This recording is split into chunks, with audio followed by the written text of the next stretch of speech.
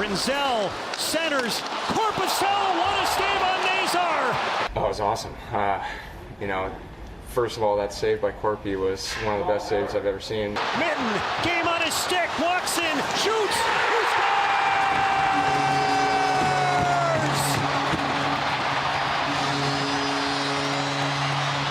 Bruins win!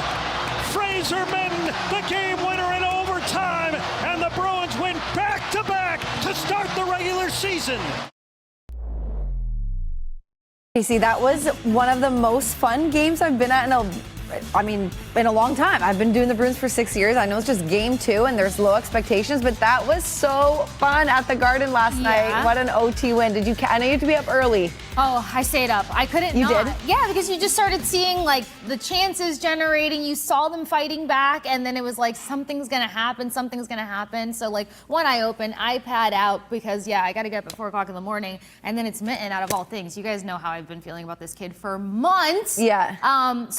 I went berserk, but the low expectations, I believe, is probably why it was extra exciting. Yeah, for sure. And I think it was a good gift for the Bruins to give to you, by the way. So Oh, wait, what are we doing? please hold hands. Where's she going? Okay. Oh my God, a cake.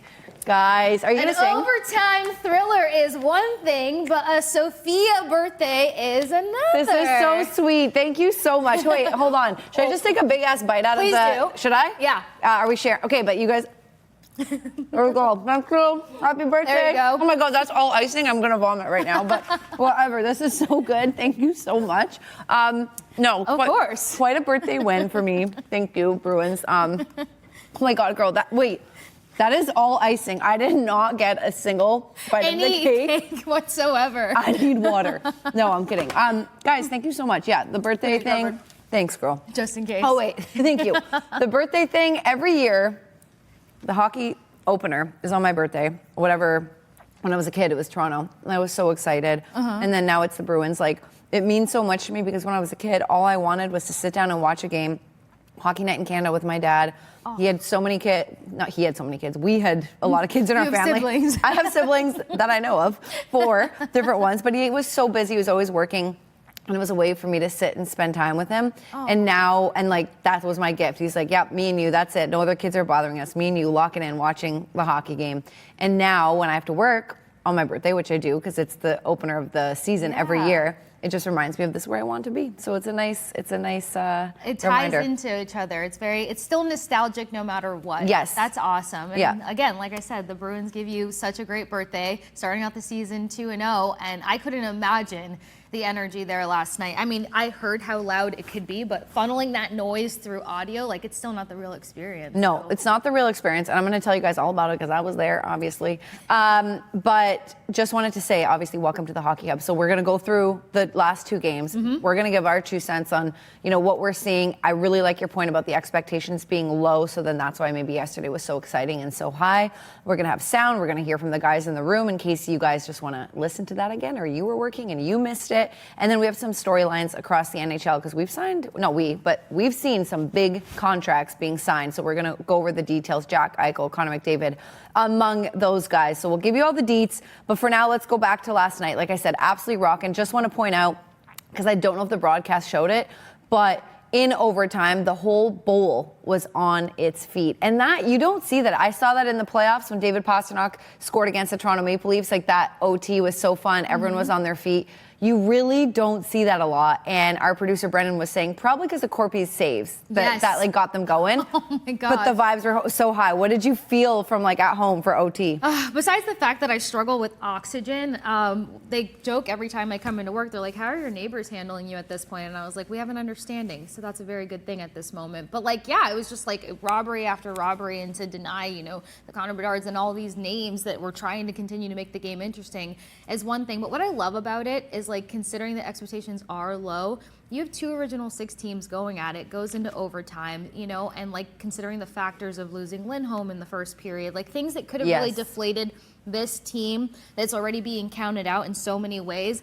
I love whenever sports can find an element of poetry, and I think it was so poetic. You've got your, backup goaltender technically in the mix, and Korpisalo was fantastic in a number of ways. And then you have the youngest guy on the roster making sure that they close the door on the Blackhawks, and start the season 2-0.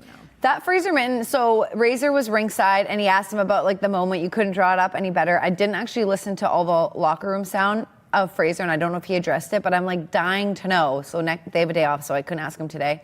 Not that I would have made it anyway. But I'm dying to know what, just like the read, what was going through his head. Was he thinking shoot the whole time, or did he see the shot like last second and take it? You know, he did a little deke. I don't know if it was a deke or like a fake, a little fake. But the confidence to do that, he's such a humble guy. He's not cocky. And on the ice, I think like it just translates to not cockiness, but the confidence is through the roof on the ice. You have Morgan Geekie there, who's like not a bad goal scorer, obviously. 2-on-1, and he elected to shoot. I love it. I would have loved to know his thought process, but we'll get to that. I know. I feel like he maybe thought it through because he had that breakaway opportunity way earlier in the game where I think he got his first shot on goal, it was, and it was just basically like almost the same strategy minus like the deke there of where he was going to rip the shot and where he was going trying to land everything. So I'm just like, sometimes I know that players are like, I saw an opportunity earlier in the game, and then when I feel like I had the space to actually execute, go for it again. And I mean, he had plenty of space at that point. He didn't have to manipulate too many factors, but yeah, I think we'll be able to find out from him. There was sound that was used in chat earlier, but like, Your brain, I know. I know. Kasey's covering all the sports, and she wakes up at 4 a.m. every single day. Actually, we do have Mitten sound. Okay, I was going to say keep talking because I wanted to look over what we had. We have Mitten sound, so why don't we hear from Fraser Minton, and then we'll be right back after that. Yeah, I think kind of started getting it going there at the end of the second. Just a couple D-zone starts that didn't go great for us, but other than that, we were competing and just stuck with it. You trying to show pass on the 2-on-1? Yeah, I was thinking pass. Geek's got a great 1T, so was looking there and then saw it was taken, so try to throw a little deception in. How'd that one feel? Great. Anything you're trying to work on in your game in this early part of the season? Yeah, lots. I think got room to continue to get better at everything. I think for me, like face-offs, being good defensively is going to be big to get out there and get like D-zone starts and get out there on the PK and stuff like that. Yeah, unbelievable. He was the game saver there twice, so unreal game by him. He's a great goalie. Does a goal like yours tonight kind of help build your confidence into what you're working on? Yeah, it doesn't hurt for sure, so nice to see one go in. How are you feeling on the PK? Good, really comfortable. I like the aggressive style we play there, and I think me and Tanner have been reading off each other well, so far so good. Game, just like so soft-spoken and quiet, but like confident, like I said. Yeah. We heard there that he was maybe originally thinking pass, but I'm glad he took the shot. And I love that for him.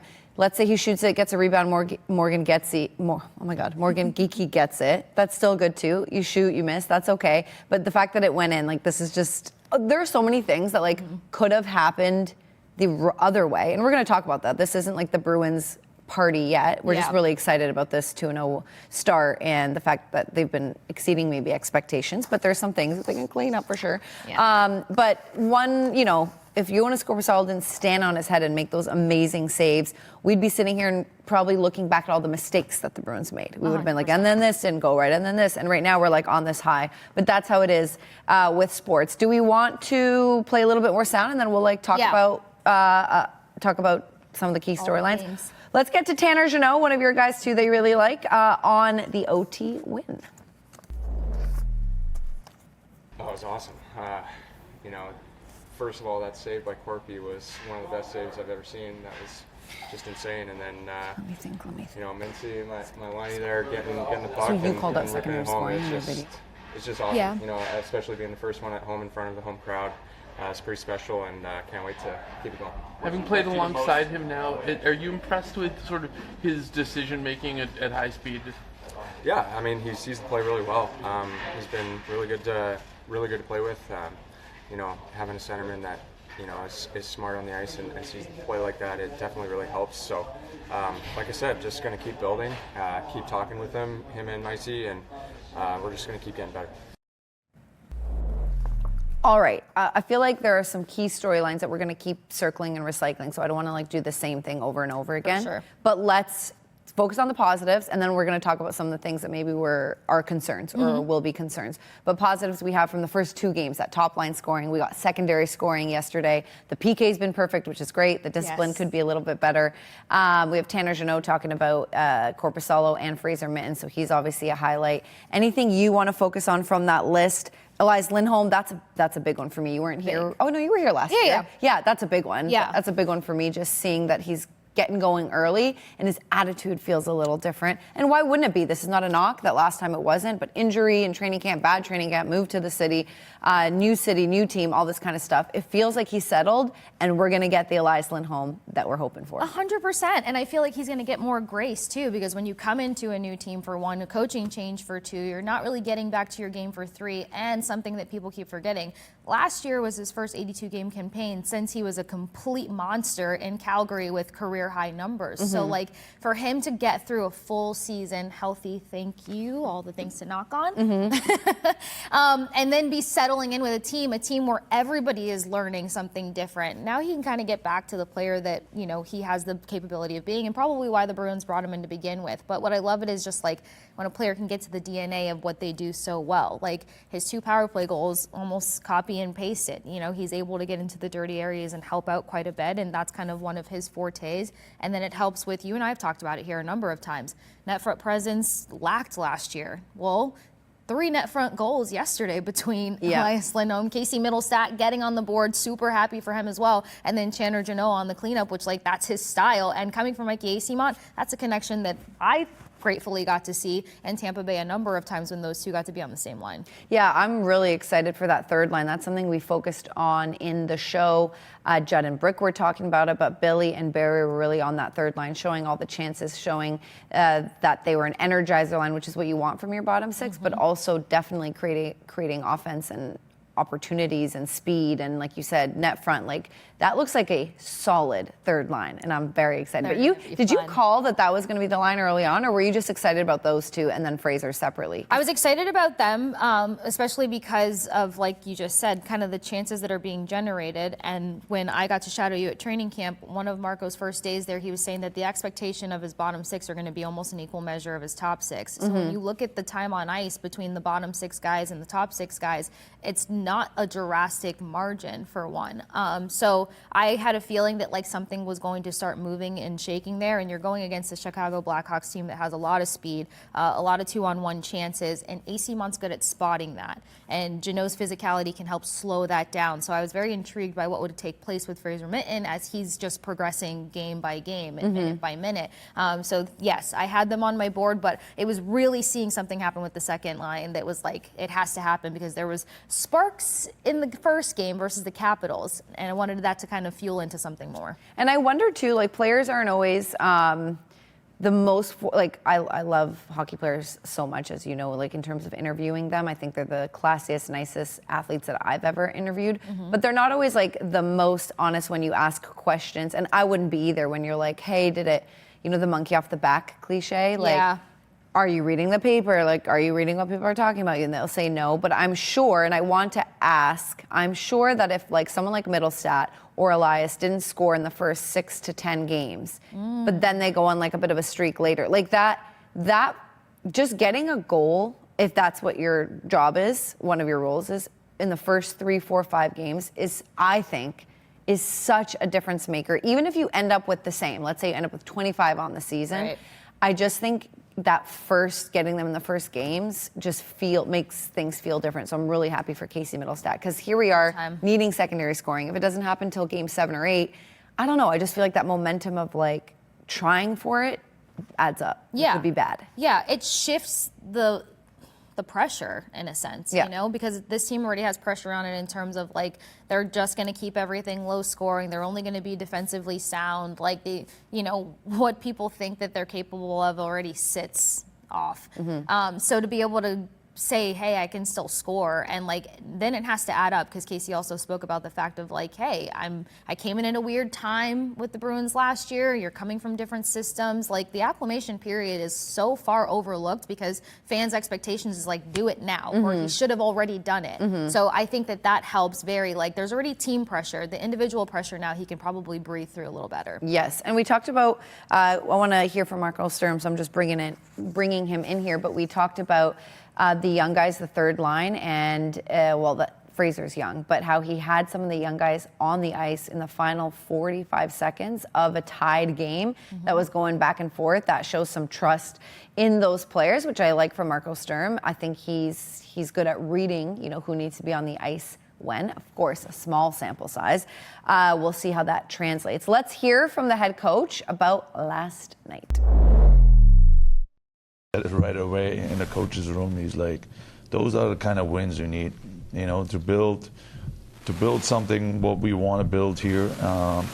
It's not always pretty, but the guys got the job done. It was not easy to play a game like that last night. We came home at 2 a.m. and it's mentally it's a lot, and it's a home opener. We all wanted to do well. We all wanted to win, but it turns out it was not that flow we probably wanted it to be, and all of a sudden we got into a little bit of grinding game, and those are the games you have to win. So those are the games I think it's going to be huge, and I think Z is absolutely right. Those are those grinding games will bring us together as a team. You kind of played yesterday, and you still come out. You out-hit Chicago 25-15. You have triple the amount of block shots as them. Just physically, how important is it to kind of have everyone pulling the same way and doing all that, those little things, even defending Korpisalo when they're taking extra shots after, to come together as a team and be able to push through and find the win? Yeah, no. Our goal was to create our identity here and be hard to play against, and we got some the right guys for it here in the summer, and those are the guys who are leading the way, and the rest follow. So that's nice to see, and it's only 2 games, but so far I'm not really surprised about my team, because they've been since day one. They've been all dialed in, and they worked extremely hard, and today again they give it all. So good for them to get rewarded. Yeah, so many things to draw from there. The back-to-backs, coming home at 2 a.m. We've done those flights before.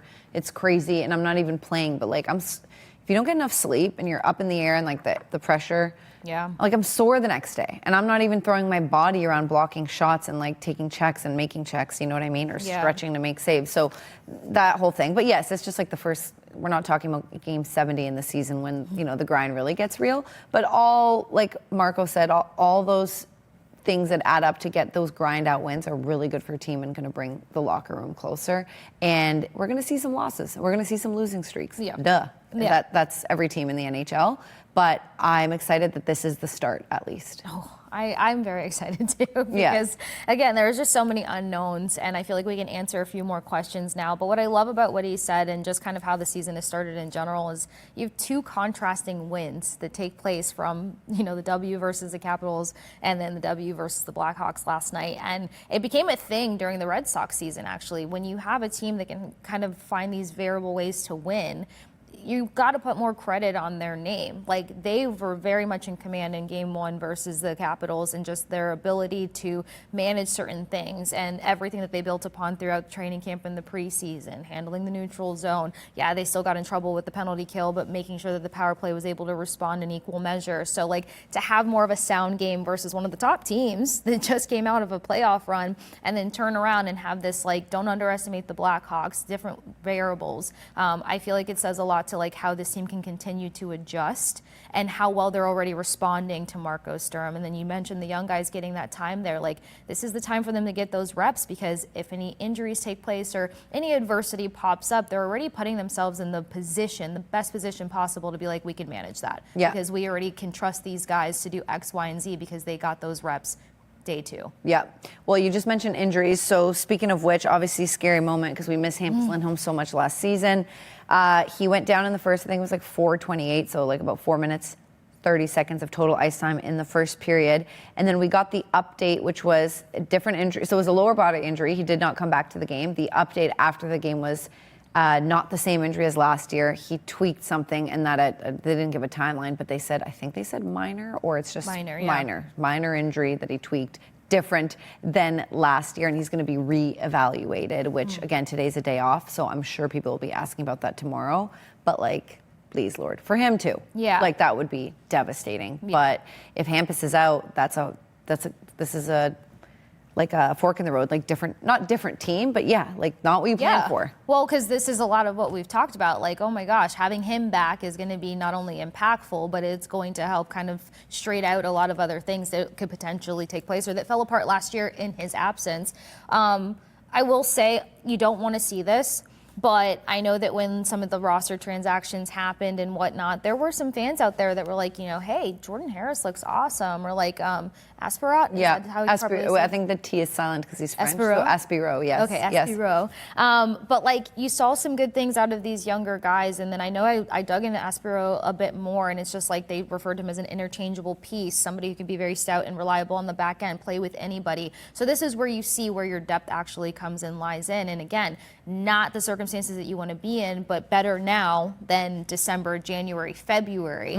For him more particularly, like, he wanted to make a difference this year, but also, he's looking ahead to the Olympics and potentially representing his country. So this factors in a bit heavier for him in terms of what it could mean this early on. Yeah, I mean, ideally he's back tomorrow, but let's say no. Then he misses this little home stretch and he goes on the road with them for the West Coast. If they want to be careful, that's fine. Yeah, be careful. Careful's totally fine. Yeah, bring the guys up while they're here instead of flying them down to the road. Maybe that's the play. I mean, we'll have to see with this reevaluation, but good point for long-term Olympics. Like, he doesn't want to push himself. The way it was like a split almost, like the way his legs slid out. Yeah, like to me it looked like, I mean, he didn't do the splits, but he really, and he got right back up. Almost like a hyperextension in a way? Yeah, okay. Yeah, or I wouldn't know the terms, but like, I don't know if it's like a pull or a hyperextension or just, he did come back out and skated in a TV timeout. That's what the guys noticed. So in a commercial break, he came back on, did a lap and then went back in. So probably was like, it doesn't feel good enough maybe for tonight. But he got up right away and then did this little lap. So I'm assuming it's not like the worst, but we don't know. So I'm not even gonna speculate. But so that's, you guys should have a scoop tomorrow, right? We will have a scoop tomorrow. Yes, Adam I think is ringside, and he'll be there in the morning. So we'll find that out.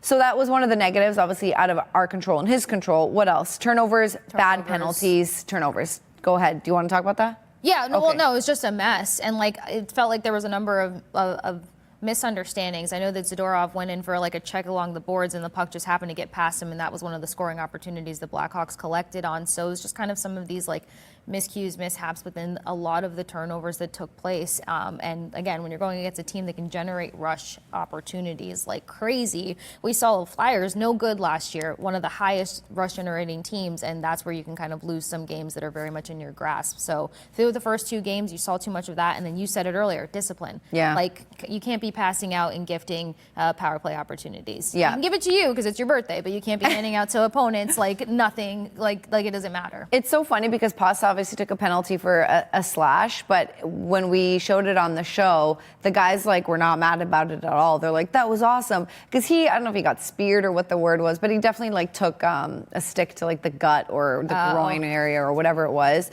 And then right in front of the ref didn't call it. So then Pasta laid out, like he slashed one of the guys, like he was chasing the puck, chasing him. He slashed one of the guys out of frustration right in front of the ref. The ref called it, and then after he called it, Pasta went up to like lay a couple of hits. He was just like being physical, just like pissed.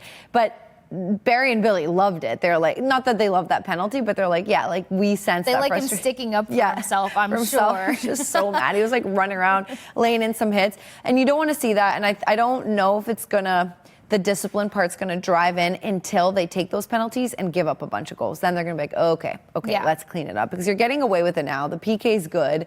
The the tension's high, the frustration's high, but I don't know if that's going to change until you take 2 or 3 and then you give up 2 or 3 and you're like, yeah, we lost this game because of the penalties. Yeah, and at that point, like, you don't want to be giving things away. And it's good to see everyone stick up for each other, because I feel like I kept hearing that too, like, oh, it's fine, they're sticking up for one another. Like, it's bonding. We know that that's how these guys get closer faster, and this is a pretty new locker room to one another. But like, at this point, I think that everyone made the case. And when you see Zadorov load off on hits like he did last night, I mean, my goodness, he was taking heads. Yeah. We get it. You guys are good. Everyone's bonded. You're friends. Let's chill on the PKs. Yeah. And I did love the physicality in the scrums in front of the net. Mostly, again, because like the energy of the rink just like blew up. I was going to say, you mentioned the timing of some of these like brawls that were taking place and how it changes things. Totally. The net front scrums in the third period, Nick Foligno took that weird penalty where he had that hand pass in the face-offs, and he was jacked up, and I think that riled up the fans because they're like, yes, we got a power play on like a move. It's a former player. I think everyone loved him while he was here, but whatever. Now he's the enemy, so former player.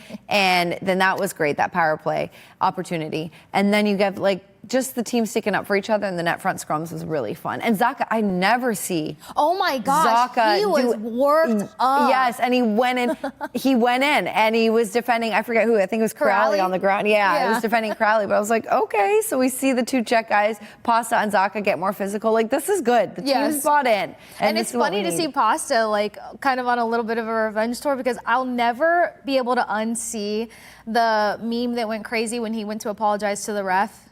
For like asking to fight when he dropped the gloves versus the Panthers. I think it was Kachuk, and then after he was like, I'm sorry, like. I don't know if I remember that. Oh, I have to find it for you. But ever since then, I'm just like, okay, like he's one of those people, like it takes a lot to piss him off, and then to piss him off like says a lot. But for him to like now early on, like game 2, like he's like, no, you're not getting away with that crap. And so like, I'm happy to see it. It's well deserved. The vibes are high. I know it's only 2 games, but it's better to be up to 0-0 than down. So the Bruins so far riding a 2-game win streak.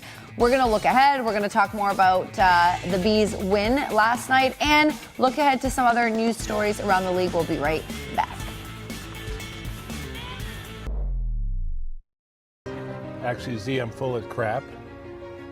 The reason we're here, you see between 24 and 77, retired number banners. Oh, that's where 33 is going to go this year. Oh my God. Oh my God, Cam. Oh my gosh. Oh. Thank you so much. Of course. Wow, what an honor. You got me. That's first of all. I'm sure you guys have seen that a lot, but I actually don't tire of seeing it. I think it's a really nice moment. I love they got it on camera. I love that it was a surprise, and he genuinely was surprised. Yeah, and like I told this to Brick the other day. I was like, it's really sweet when you see so emotion out of somebody who just naturally has an intimidating reputation, you know, and everyone that knows him more closely obviously is like, hey, it's not that bad. And I jokingly was like, I quickly met him. I don't even know if I can properly call it meeting, when he threw out the ceremonial pitch with Tuukka earlier this year at Bruins theme night. And I was just like, I was such a chicken about it, because I was like, I don't want to bother him. He definitely does have an intimidating presence. But like you said, he showed some emotion there, and he was really excited and well-deserved. Obviously, what a year for him. New job with the Bruins. Hockey Hall of Fame induction coming up in, I think, it's the 10th. In like almost exactly a month in November, that being in Toronto. And then the jersey retirement ceremony, which I believe is going to be in January. But we will... January 15th. Thank you, Brendan, the producer. We'll definitely make a big deal about that leading up to it. Before we keep talking about him and other potential jerseys going up to the rafters, let's hear from Chara on getting that surprise. Yeah, it was quite surprising to me. I had no idea that was coming, and as you saw, I was quite of shock. And obviously, it's a huge honor, incredible honor. I never imagined coming to Boston that one day I'm gonna have my jersey retired and hanging in rafters. It's such a privilege. Be part of the organization and the city and have the fans support for all these years. I just feel like it's just such an incredible feeling to have everybody being part of that journey. So it's just something that's gonna be sinking probably for next few days. but I'm so grateful for that. All right, as we take a look at Zdeno Chara's career and accomplishments, and so many things that we really can't put on there because it's intangible, like what he brought to the team, the culture, the work ethic, the camaraderie, all that. I guess the 2011 Mark Messier NHL Leadership Award winner kind of speaks to that. But Hockey Hall of Fame inductee, of course, Stanley Cup champion with the Boston Bruins, All-Star teams, Norris Trophy winner, and then he's going to have his jersey retired, number 33, into the rafters in January. And I guess I'll just focus on what I know and what I saw for a short period of time. Also, it was COVID, which sucked when I was covering the team because I didn't actually get to be around them for a year and a half. Like everything was Zoom, and then everything was like headsets where I couldn't be in the room. So I only got a really small sample size of Zdeno Chara and his presence, but he's obviously back with the team for a reason. Charlie McAvoy in the offseason spoke about, and I think I've popped off on this so many times in our show, but like how he was so pissed when they were doing locker clean out. Like he was like, we're not gonna let this happen again. This is the worst feeling ever. And I felt this like real fire. It wasn't like showmanship for the cameras. It wasn't like, oh, we're disappointed. He was so mad. And I asked him about Bergie and Chara, and I was like, do they have a role are you calling them? Are you talking to them? He's like, we talk to them all the time, and we're gonna be leaning on them really hard because we want to develop and keep what they brought. And they meaning Chara, really. And then, of course, Bergeron was a huge part of that, but Chara was like the leader. He had, once in a while, he would hold family and team parties that were mandatory because he wanted people to like get together. And not like a let's get wasted party, like partners, wives, girlfriends, kids, everyone was invited to be like, hey, we're a family here. And he did so much that made this Bruins franchise stand out, and we just don't see that on NHL.com or any of the stat sheets. Of course, you're not going to, but like from what I've gathered from everyone who's spoken on him in the time and getting to chat with Brick a little bit more, it was just like the glue that he was, because it's the way that locker rooms function in the NHL, and you know this better than anyone else, it's so unique in correlation to any other professional sport. You know, these guys can be on a plane tomorrow playing for another team, and like you guys got to instantly become friends and family, and you may have hated each other 48 hours prior to it. We see that a lot too.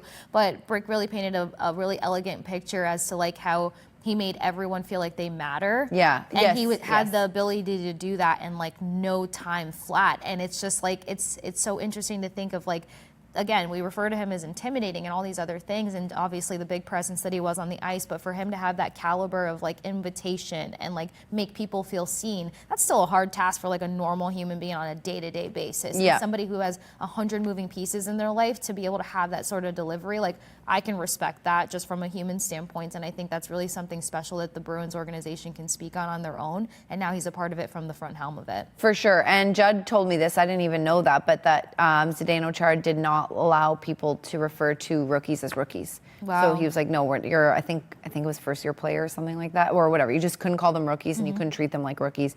And I do remember Connor Clifton, and we won't talk about this forever. We want to talk about some other jersey retirement numbers potentially in the future.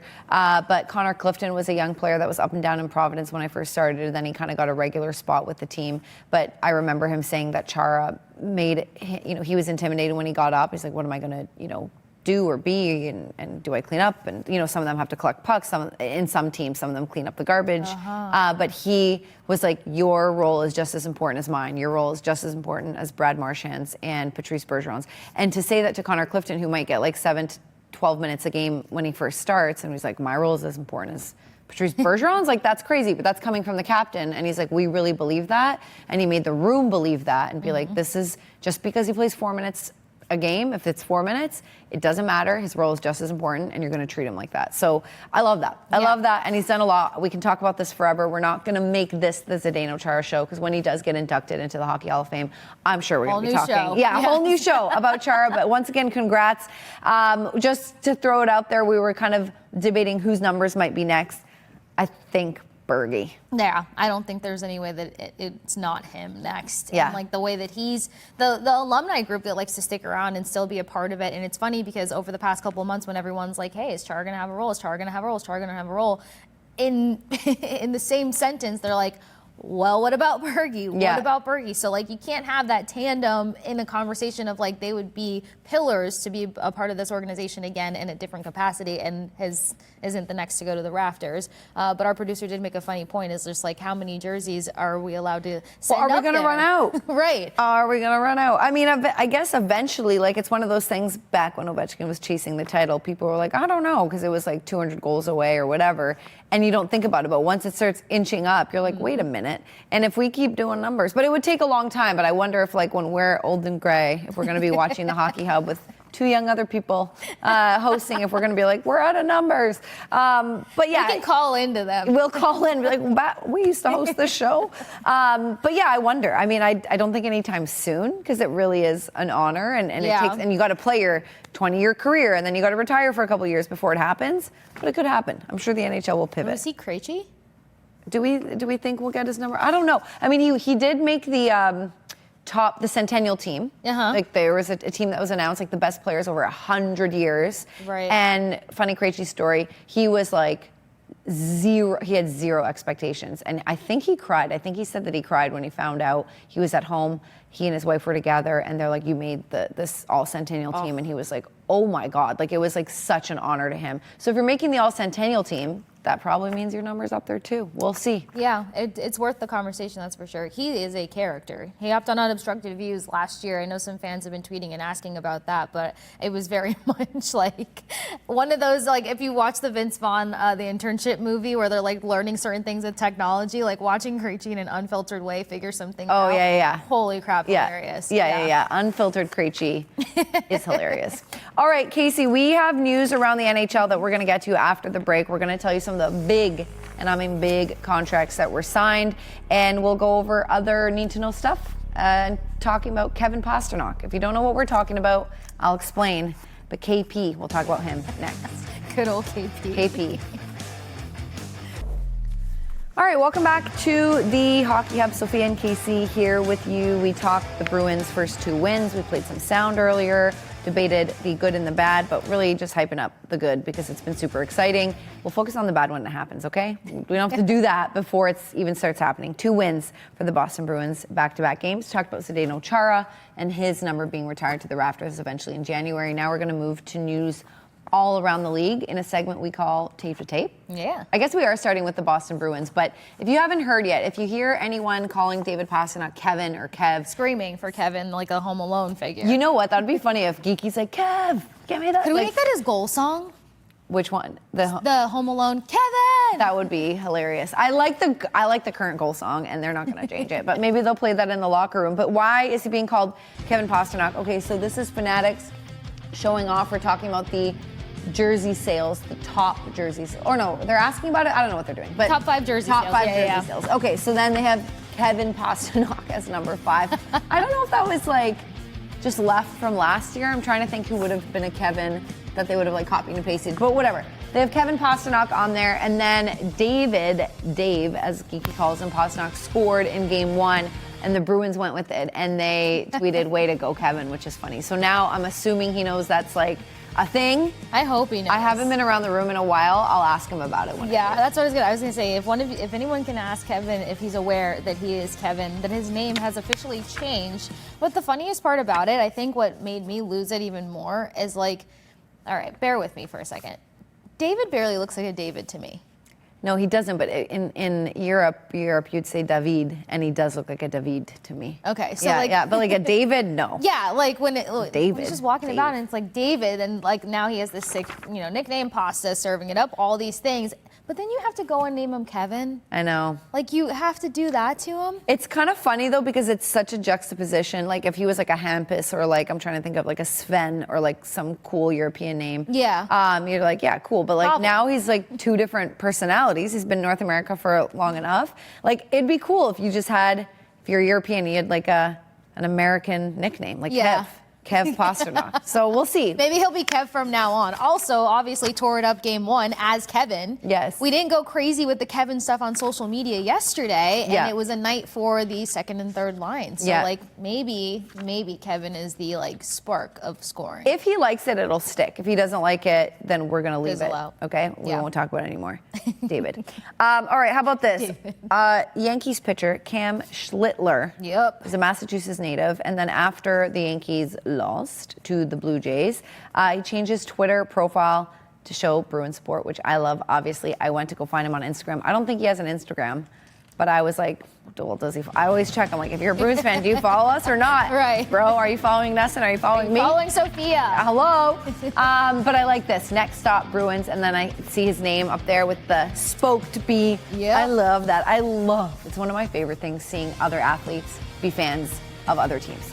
I like it too, but this guy was going rampant on social media, and of course now as a Yankee, he kept trying to make the case of like, we grew up Red Sox fans, like my family, like obviously they're going to support the Yankees now. But he took his moment. He took his shining moment. Which he is tried to ballsy. like tweet out to a number of people, especially Red Sox fans. He was very haunting over the time. If you're playing for the Marlins or something, it's like, okay, fine, not much of a rivalry, but Right. like the Yankees, like that's kind of ballsy to do that. Oh, big time. Yeah. And then he tried to almost use the Bruins bit as like an insult. Like, you guys enjoy the Bruins season while I'm still out here pitching. And it's like, haha, see you at TD Garden, Cam. We're Wait, trying he to did? figure out if he's there. Yeah, he was trying to heckle. Oh. Yeah. I didn't know that. Like heckling the Red Sox fans. Yeah. Being like, well, you have hockey now and I still have baseball. Exactly that. Exactly that. And then we think that, like, he tried to post some image yesterday, like TD Garden, as if he was going to be at the game. And kudos to Nesson. We had a Cam pan the area to be like, where are you at, Cam? And? Never saw him. Never saw him. And I haven't seen any tweets confirming his presence. What? We should get him on the show. Yeah. That's a goal. I feel like he owes us that now. We're going to get him as a guest on the show. Mark my words. JK, I don't know if it's going to happen, but I'm going to try. We're going to try. Okay, so we're talking about the free agency coming up in 2026, some big names that were available, and these are the guys no longer available. Jack Eichel, no longer available. Connor McDavid. Kyle Connor, no longer available. Connor McDavid, no longer available. And Kirill Kaprizov, whatever. 8 years for Jack Eichel, $108 million. Kyle Connor, 8 years, $96 million. Connor McDavid, just 2 years, so we'll see where that goes. But at $25 million, so $12.5 million average. And Kaprizov, 8 years, 130. What? Broke the bank. Wait, what? I should have read the I note. love that Wait a reaction. second. No, you can't like, top that reaction at all. You're like, what the I know I'm hell supposed to did I read our just show read? notes before we go on, but I've had a day and a half. It's your birthday. $136 million. That is crazy. Yeah. Highest contract in NHL history. We are getting into baseball territory. I don't even know what to say. You obviously knew this, so can you talk about it? Because I don't even know what to say I'm about living this. for your reaction. Well, for one, when he did his presser after about this, like, and they're asking the GM, like, hey, do you think he's excited? He's like, he better freaking be excited. Obviously, more adult terms. I'm gonna look up his stats. of You all keep the talking. things. I gotta look up what the heck. Go on. So he's been an absolute killer, honestly, and considering that he's had 2 seasons where injuries have taken him out for a number of games, especially this previous year, the numbers have still posted for him. But like this, now you're talking about a guy who has to be your everything. And then Brick made a great point the other day to mention, like, the last of 8-year contracts just passed. So that's the other thing why some of these athletes kind of had that last gear to be like, pay me or else, because now the highest that you can go is a 7-year term, which doesn't feel like a big difference. But when you're talking about like your king, yeah, you're going to want that 8 years. Oh, so my Kaprizov God. has a lot to live up to. I've never played fantasy hockey before, and Nesson reeled me into it, and I got him in the draft while I was driving. I didn't even realize it was going down. So, like, yeah, $136 million. My fantasy team better do amazing. No pressure. It's more the $17 million annual average. It's like, wait, what? And I know the cap's up, and I know it's going to keep going up. Like, we know the projection, so like there's workarounds and all that kind of stuff. But I cannot. So Brennan, our producer, was just saying that other the year than that he was hurt, and I'm just looking at it right now, he's had 40 or more goals. Wait, he did have 41. No, that was games played. Sorry, my bad. 25. Yeah, 40 or more goals since 2021. And he's only 28 years old. And he helped push the Wild back into the playoffs after a really bad year that they had. So very much like and most, like, in the biggest way possible, very much worth it. I think what's positive about him landing that sort of contract is, like you said, you've got the increases going up. It went up 5% this off season or whatever. It's going to continue to climb over the next 4 years. But I guess people have been calling for hockey players to finally get recognized and paid on the same level as other professions, especially considering what it entails to even be a freaking hockey player. Holy moly. Brendan also just said that he was a 5th-round pick. Yeah, 2015, 135th overall, 14th pick. That bonkers is a good pick. All right, we can keep talking about this, but I do want to get to a couple of other things. So the LA Kings, they started their season doing warm-ups like players do in their regular jerseys. And then they went out back into the room, as you do.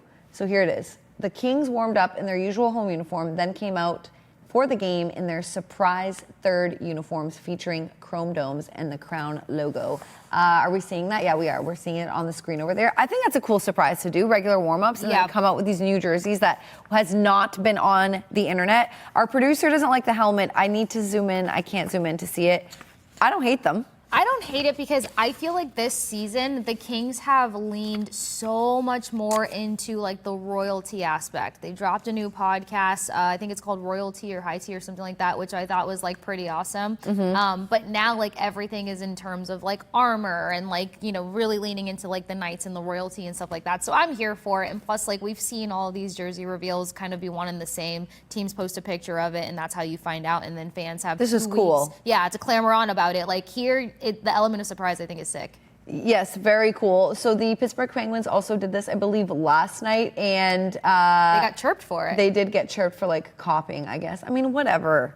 It's cool. Can we stop? I do like those 3rd jerseys. This is the LA Kings, is what they tweeted. Surprise, reveal your 3rd jersey, the LA Kings, Pittsburgh Penguins. Okay, yeah, so they're making fun of it. Yeah. Yeah. I think it's kind of extra funny considering the line that the Pittsburgh Penguins have, or not the line, but the 3 guys that have played together the longest for whatever. And now you've got this like kind of like hot team trying to come in. For anyone that likes reality TV, I don't, but the bombshell references that you hear all the time, that's the vibe I got from the tweet. Oh, okay. Yeah. Okay. Well, I don't hate it. I think that's a really cool idea, and it's a good way to be creative. I wonder who had that idea. Probably a young socials person, I'm assuming. All right, Kasey, you made a prediction that was correct. So we want to get to that. We're going to show a video of Kasey's prediction and look ahead to the Bruins schedule because it's important. They're going to need their sleep today on their day off because it's going to be busy and crazy. We'll be right back after this to wrap the show. Hockey Hub. We'll be right back. We just want to build off of a few things. There were some really cool chances for Victor Arvidsson, and I know that I talked about his career numbers versus the Capitals, but when you are going into a back-to-back, there's momentum that you can pull from that. Chemistry is starting to brew in there, so I do want to see a lot more out of the second line when it comes to just kind of some Bees players to watch. Then it was the 4th line for the Boston Bruins last night versus the Capitals that when it came to generating some shots, especially on even strength, they were very much getting into the mix. Big push in the 3rd period from them. So I feel like this 4th line can have a little bit more of an identity tonight, and we can see kind of the bottom 6 guys, which we don't like calling them bottom 6. Everybody's important, but we can see some of these bottom 6 guys get a lot more involved. So these are our things to consider. Let's see if the Bees can go 2-0 to start the season. Okay, wait. I wanted to talk about this. Why are we showing the schedule? Okay, let's look at Brendan's like, because that's what I said. Let's look at the schedule, the upcoming schedule for the Boston Bruins, and then we're going to talk about your cool prediction. But tomorrow with the Sabres, then a matinee game. Those are so fun. Kasey, we got to get you to a Bruins TD Garden game, but the matinees are super fun. Yes. And then they hit that road trip up on the West Coast. They've got a couple of West Coast ones, obviously the Canada one, but they usually like pair this one that they have here with like a Kings visit of Vegas, or they are doing the Vegas Golden Knights.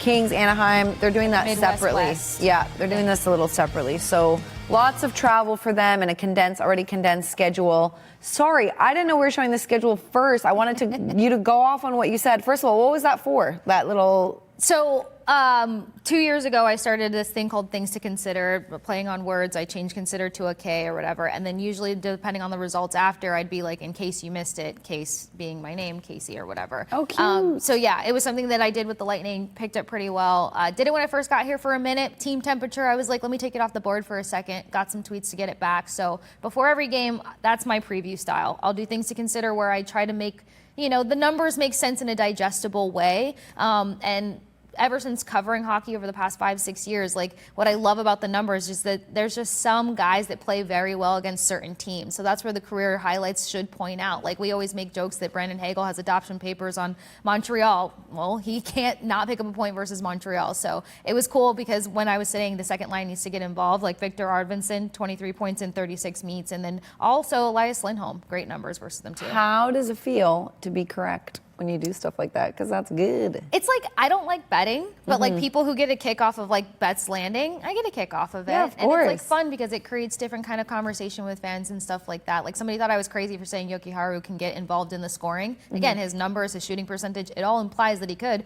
Picks up an assist last night. I mean, and also it takes a lot of kahunas to like put it on the internet and do that. Like you're not going to be right about everything. I'm not going to be right about everything. I don't make a lot of predictions, but I do my little car reports. But like put it out there, and when you hit, awesome. And then if you're wrong, that's okay, all good. But your reads have been great so far, and I love that. I love that you talked about the secondary scoring getting involved. And we saw that yesterday. Yeah, middle set opens the scoring. Yes. I lost it. Yeah, you did. I lost it over that. Yeah. As you should have. I think we have like 2 minutes left. We were going to do some storylines, shoot or pass in the NHL, but I'm just going to do it like a nice slow 2 minutes just to end the show. I've been going like crazy. Give us, do you do your Looked at my research? stuff. Yeah. Like what's tomorrow's little just in preview case or whatever? Yes. Things to consider. I'll Yes. post it tomorrow morning. But some of the things that I'm already playing with is the fact that the Bruins have been fantastic with faceoffs, very dominating yesterday, and they could take advantage of that versus the Sabres team tomorrow. That's how the Rangers were able to capitalize on opportunities, being quick on the draw and then setting up their shot right away.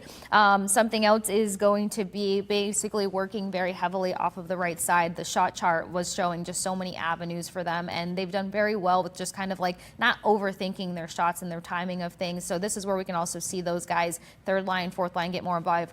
Third line, the most scoring chances yesterday. Fourth line have been leading this team with shots on goal. So those are some of the indicators that I'm going to start going with before tomorrow. Girl, I got to call you before every show so you can give me the stats, because like I'm just not a stats numbers person. I can only remember my phone number and now my age, because it is a new age today. Because today is Sophia's birthday. So go find Thanks for her giving me. online. Anybody that cares about the Bruins, make sure you're following Sophia. Oh, look at the song.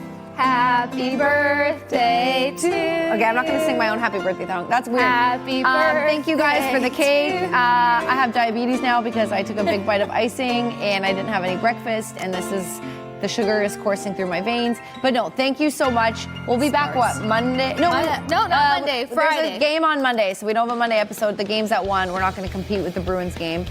So watch that one. We will see you guys on Friday.